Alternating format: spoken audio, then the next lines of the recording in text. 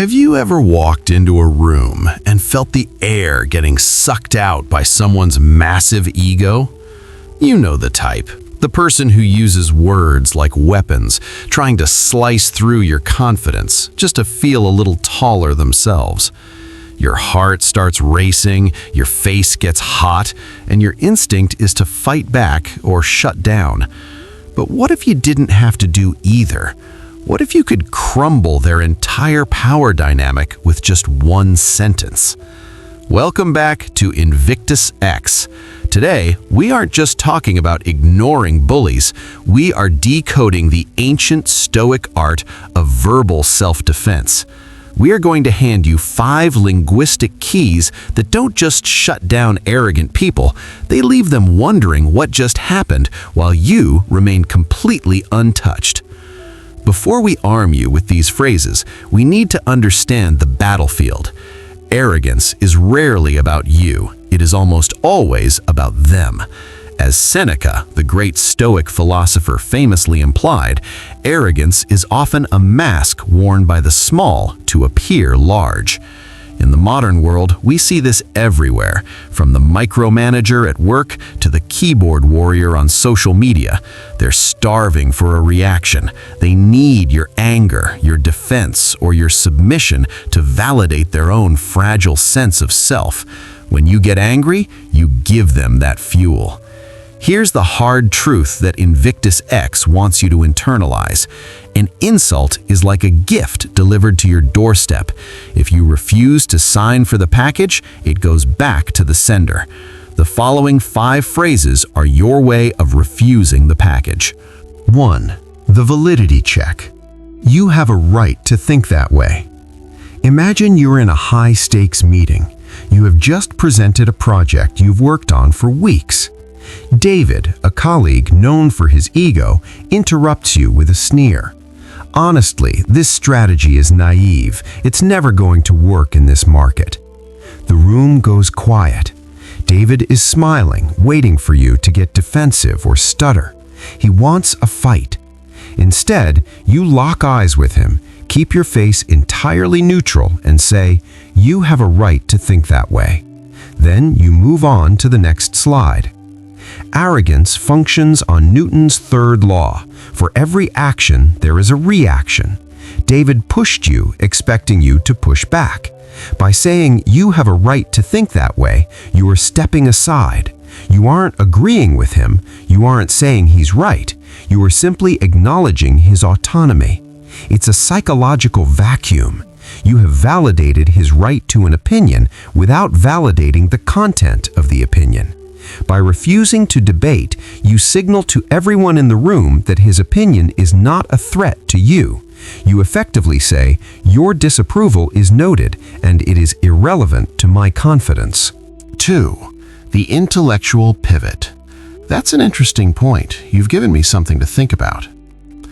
Let's look at a different scenario. Maybe it's a family gathering or a dinner with friends. There is always that one person who thinks they are the smartest in the room. They start picking apart your life choices, your career, or your beliefs. "I don't know why you're wasting time on that hobby," they say condescendingly. "It's not going to pay the bills." They are baiting you into justifying your existence. Instead of listing your income or defending your passion, you nod thoughtfully and say, "That's an interesting point. You've given me something to think about." This phrase is a masterclass in judo conversation. You take their aggressive energy and redirect it. By pretending to ponder their statement, you strip them of the role of attacker and force them into the role of unsolicited advisor. But here is the trick. Tone is everything. If you say this with sarcasm, you are fighting. If you say it with genuine, flat calm, you are winning. You are telling the room that you are open-minded and secure enough to consider criticism, even if it's baseless. The arrogant person is left confused. They tried to hurt you, and you thanked them for the data. It makes them look petty, and you look like a leader. 3. The power pause. I'd prefer to hear more before I respond. We live in a culture of immediacy. When someone yells, we yell back. When someone accuses, we deny. Arrogant people rely on this speed. They want to overwhelm you with rapid-fire points so you can't think. Picture an argument with a partner or a roommate where emotions are running high. They are making sweeping generalizations, trying to dominate the narrative. "You always do this. You never listen." Don't interrupt. Let silence hang in the air for a solid 3 seconds. Then say, "I'd prefer to hear more before I respond." Marcus Aurelius reminded us that the quality of our life depends on the quality of our thoughts and our reactions. By delaying your response, you regain control of the timeline. This phrase does 2 things. 1, it de-escalates. It forces the other person to explain themselves, often causing them to stumble as they realize their anger was baseless. 2, it signals confidence. Only a person who is not afraid takes their time.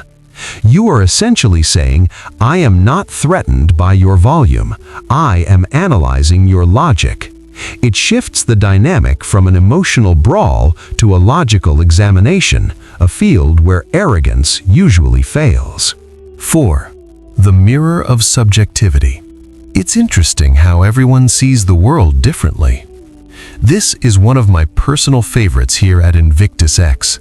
It is perfect for political debates, ideological clashes, or dealing with dogmatic people who believe their word is law.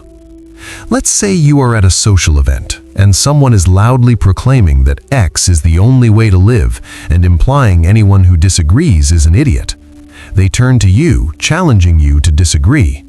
You smile effectively and say, "It's interesting how everyone sees the world differently." The arrogant person believes they hold the objective truth. They believe they are the standard bearer for reality. This phrase subtly reframes their truth as just another perspective. It's a polite way of saying, that is just your opinion and it is shaped by your limited experience. You aren't attacking them, you are philosophizing about the nature of perception. It makes you look wise and observant, while they look rigid and narrow-minded. It effectively ends the argument because technically you haven't disagreed with them, you've just categorized them. 5. The ultimate disengagement. If that makes you happy, then that's fine. This is the nuclear option. Use this when the person is being outwardly malicious, trolling, or simply won't stop trying to get a rise out of you. Imagine a frenemy who makes a backhanded compliment about your appearance. "Wow, you're brave for wearing that. I could never pull it off with my body type." You don't get sad, you don't get mad. You look them in the eye and say, "If saying that makes you happy, then that's fine." This phrase exposes the transaction. Arrogant behavior is a transaction where they trade insults for a feeling of superiority, happiness, or satisfaction.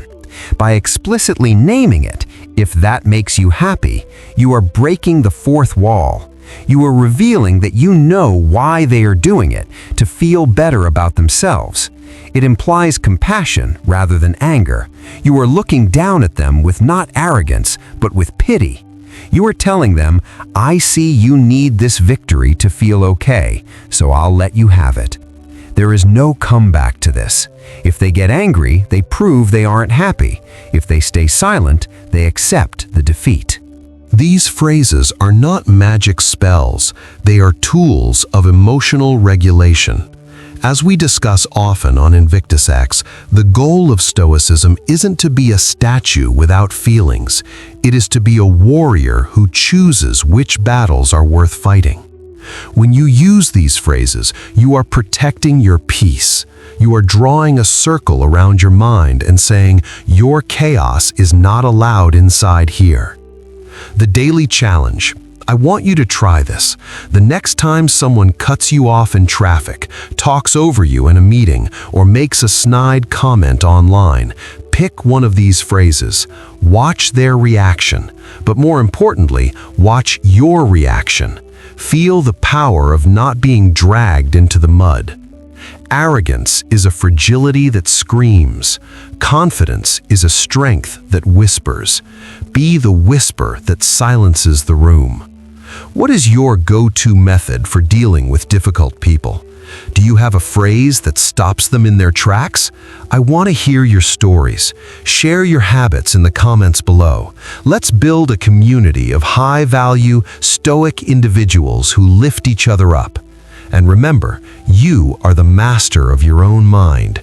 Don't let anyone else hold the keys.